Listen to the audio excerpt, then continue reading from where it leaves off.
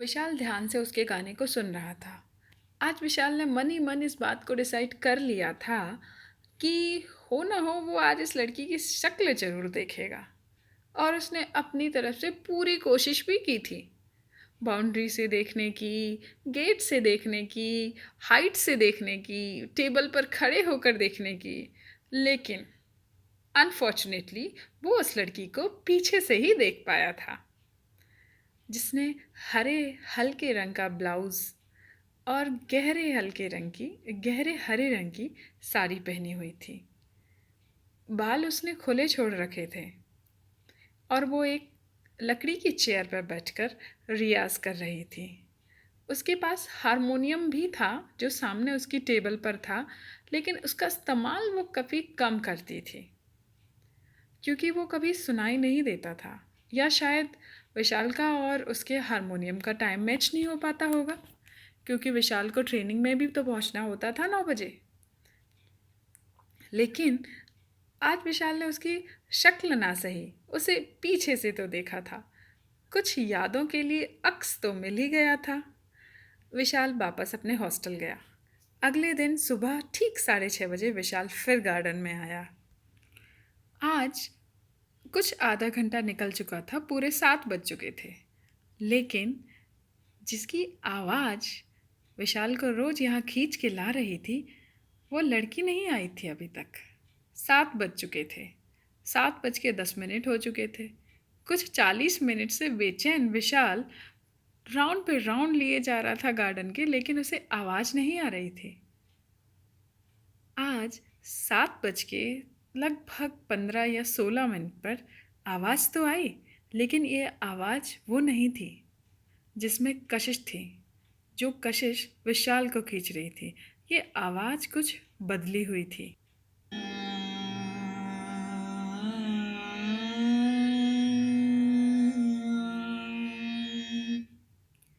ये आवाज़ उसके टीचर की थी, जो उसके साथ आज गार्डन में थी।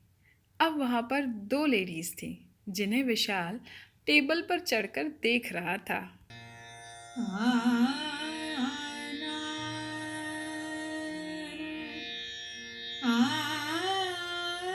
आज वो लड़की को देख पा रहा था, क्योंकि उसका फेस विशाल की तरफ था और जिस चेयर पर वो बैठा करती थी, वहाँ उसकी टीचर बैठी थी। आज वो काफ़ी खुश था। लड़की बहुत खूबसूरत थी। जितनी कशिश उसकी आवाज़ में थी, उससे कहीं ज़्यादा कशिश उसकी आँखों में थी। उसने देखा ज़रूर था उस लड़की को, लेकिन बस वो देख कर के ही अपना मन भरना चाह रहा था, और कुछ 10 से 20 मिनट वह उसके मैडम के गाने को सुनकर और उस लड़की को देखकर वापस अपने हॉस्टल जा चुका था। आप सुन रहे हैं किस्से पहली मोहब्बत के। आगे सुनिए कि विशाल की पहली मोहब्बत कौन थी। अगले 2 दिन विशाल की तबीयत ठीक नहीं थी। उसे हल्का जुखाम था और बुखार भी था, इसलिए वो गार्डन आ नहीं सका था। 2 दिन के बाद काफ़ी मेडिसिन्स, डॉक्टर्स के बाद उसे कुछ ठीक महसूस हुआ, तो वो सीधा दौड़ा दौड़ा तीसरे दिन गार्डन आया ठीक 6:30 बजे। लेकिन आज 1 घंटा इंतज़ार करने के बाद भी वह लड़की गार्डन में नहीं आई थी। ना ही और कोई आया था गार्डन में, ना ही उसकी टीचर थी, ना और कोई भी दिखाई दे रहा था। उसने कुल मिला के 2 से ढाई घंटे वहाँ इंतज़ार किया। 6:30 बजे से विशाल बैठे बैठे वहाँ पर 9 बजा चुका था। उसे ऑफिस नहीं जाना था। बिकॉज ऑफ सिकनेस उसे 3 दिन की लीव दी गई थी ट्रेनिंग से, तो वह पूरे दिन भी यहाँ बैठकर इंतज़ार कर सकता था। 9:30 बज चुके थे, 10 बज चुके थे। विशाल अब भी गार्डन में ही था। जब धूप कुछ तपने लगी और विशाल को एहसास हुआ कि उसे भूख लगी है, तब वो उठा और अपने हॉस्टल पहुंचा। विशाल आज काफ़ी मायूस था। उसे नहीं पता चल रहा था कि उसे क्या बुरा लग रहा है। क्या वो सॉन्ग नहीं सुन पा रहा है, या अनकही सी मुलाकात नहीं हो पा रही है। वो परेशान था। दिन तो गुजर गया, रात भी गुजर गई, फिर सुबह हुई, फिर 6:30 बजे विशाल वापस गार्डन पहुंचा। लेकिन आज भी वो लड़की नहीं आई थी। आज भी 8:30 बजे तक विशाल ने इंतज़ार किया और 8:30 बजे वो निकल गया, क्योंकि उसे 9 बजे रिपोर्ट करना था। अगले दिन फिर विशाल आया। अब तक 15 दिन गुजर चुके थे। जब अगले दिन विशाल आया 6:30 बजे, तब उसने उस लड़की को उस गार्डन के गेट पर देखा, जो किसी के साथ कार में जा रही थी। फिर वही हुआ, विशाल ने उसे पीछे से ही देखा। अब कि उसने गहरे लाल रंग की साड़ी पहनी हुई थी। वह कार में बैठी।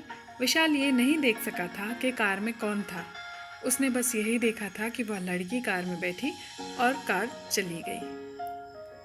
अगले 10 दिन उसने इंतज़ार नहीं किया।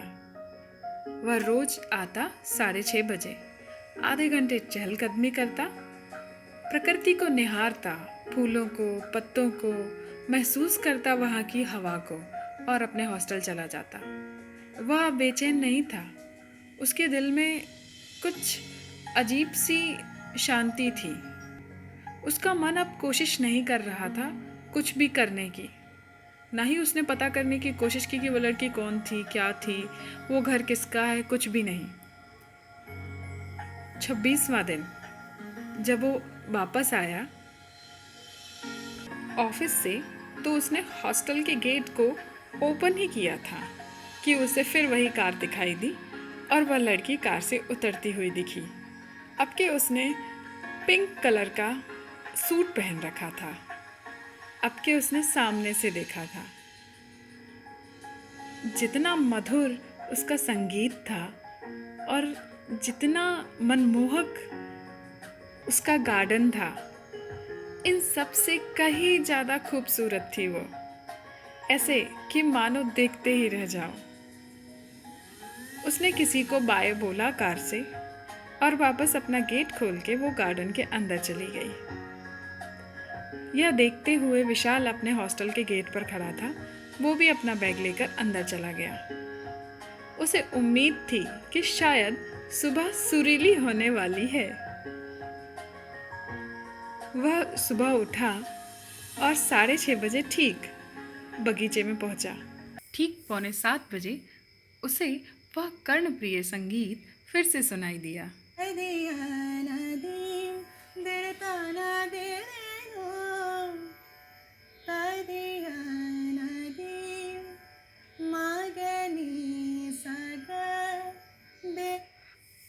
यह संगीत को विशाल ने कुछ आधे घंटे सुना था।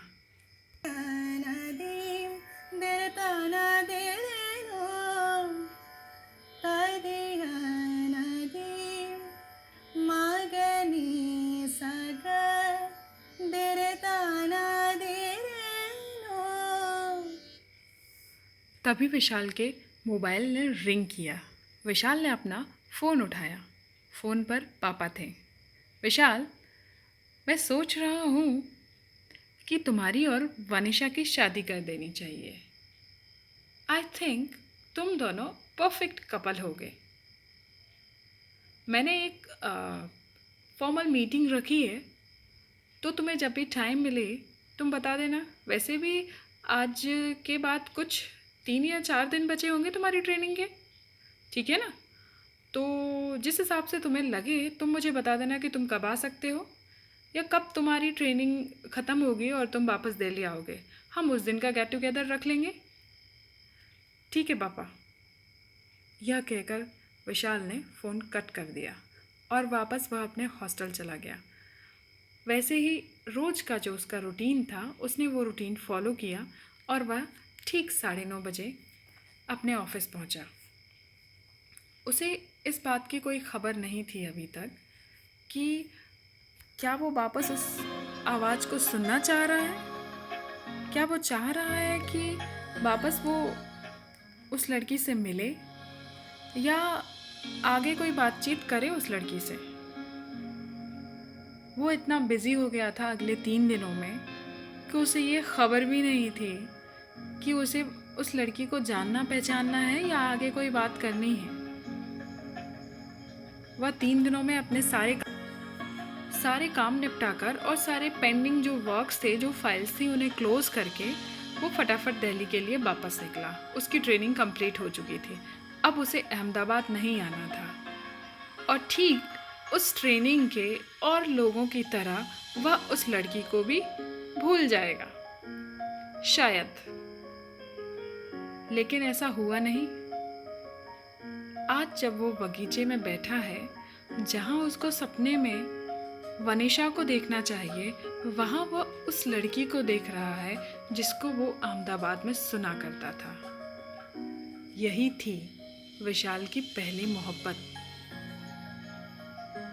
3 दिन के बाद सगाई है। विशाल ने सारी फोटो उसको ऊपर नीचे करते हुए सोचा, क्या मैं अहमदाबाद जाऊं? क्या इस लड़की के बारे में पता करूं मैं? उसके दिमाग ने उसे टोका, ये बेवकूफ़ी होगी। क्या करना चाहते हो? That was the infatuations, attraction. छोड़ो, जाने दो।